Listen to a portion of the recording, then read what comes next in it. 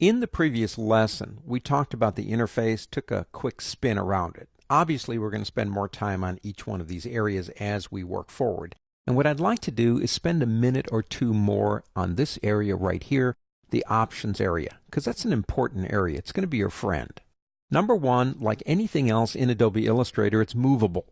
If I come up here, it's kind of hard to see. There's a little button right there. And if I grab it, I can, if I want to, pull it out and put it someplace else. Now you want to put it back again, grab it, wait for, see that little blue line up here? Let go then. It's letting you know if you let go, I'll put it back for you. Over here on the left, over here, we have, well, if we have something selected. And if we click, it will tell us what we have selected. I've got a path selected. You've got items here for changing, for example, into a different color, directly from here if you want to do that. You have a button here to control the stroke. Now over here, let's pick up a different tool. Don't forget that if I change tools, things change from about here over to here.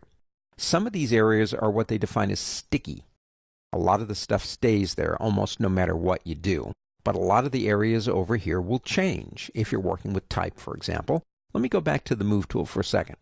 Notice you will have these orange buttons here and over here.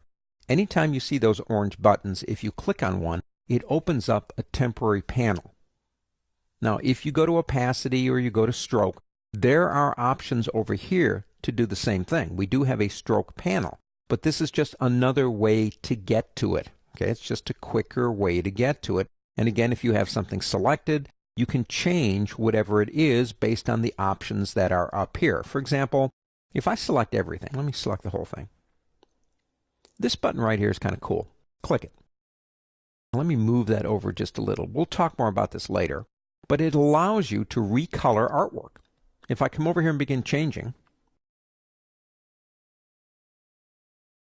as you can see, it's actually changing the image based on the colors I choose. It's kind of a lot of fun to work with.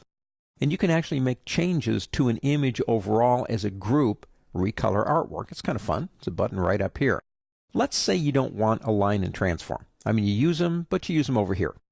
You want more room. And incidentally, while I'm here and talking about this, you might see up here more or less than I see. Understand that the width of the entire Illustrator window will determine what's up here.